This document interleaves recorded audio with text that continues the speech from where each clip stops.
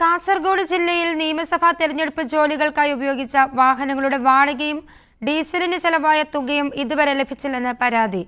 ഓണത്തിന് മുമ്പായി പണം ലഭിച്ചില്ലെങ്കിൽ പ്രതിഷേധം നടത്തുവാനൊരുങ്ങി വാഹന ഉടമകൾ. കഴിഞ്ഞ തെരഞ്ഞെടുപ്പ് കാലത്ത് തെരഞ്ഞെടുപ്പ് പ്രവർത്തനങ്ങൾക്കായി ഓടിയ വാഹനങ്ങൾക്ക് ഇതുവരെയും പണം ലഭിച്ചിട്ടില്ല.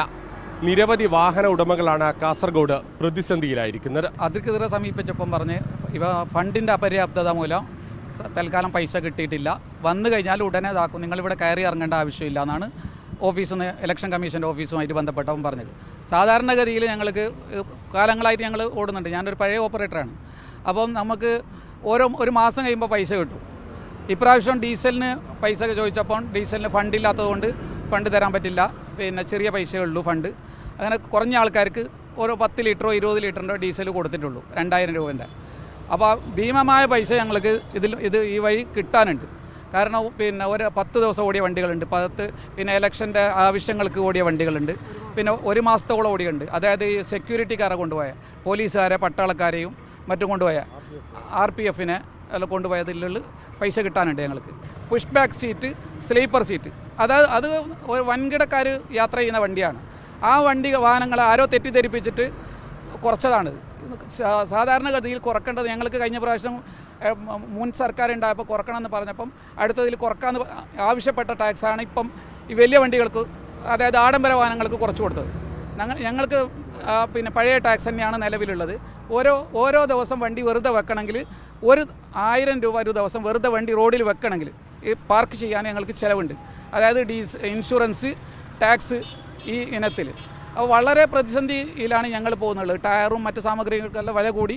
അപ്പോൾ ഇതിന് സർക്കാർ എത്രയും പെട്ടെന്ന് ഞങ്ങളുടെ ഈ എമൗണ്ട് പൈസ അനുവദിച്ച് തരണം വേണ്ടിയിട്ടാണ് ഞങ്ങൾ ഇത് ഇങ്ങനെ പിന്നെ ഓണത്തിന് മുമ്പേ കിട്ടിയില്ലെങ്കിൽ ഞങ്ങളൊരു പ്രതിഷേധ പരിപാടി, കുത്തിരിപ്പ് സമരം ആലോചിക്കുന്നുണ്ട്.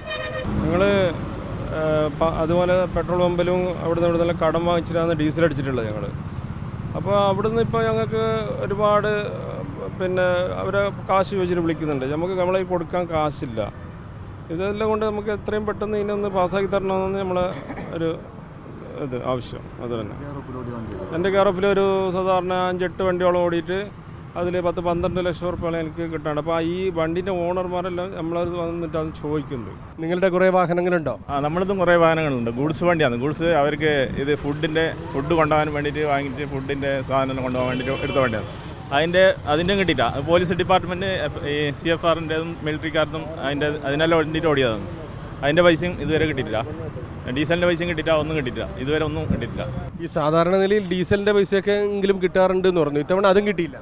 ഇപ്പോൾ അത് കിട്ടിയില്ല. നമുക്ക് ടയർ വരെ നമ്മൾ കടം വാങ്ങിയിട്ടതാണ്. ഒരു മാസം നമ്മൾ തമിഴ്നാട്ടിലും പോകാനുണ്ട് ഓട്ടം. അപ്പോൾ നല്ലത് വേണ്ടി നമ്മൾ ടയറുകൾ വാങ്ങിയിട്ടാണ്, കടം വാങ്ങിയിട്ടാണ്. ഓണത്തിനെങ്കിലും വാടക ഇനത്തിലും ഡീസൽ ഇനത്തിലും ലഭിക്കേണ്ട പണം ലഭ്യമാക്കണമെന്നാണ് വാഹന ഉടമകളുടെ ആവശ്യം.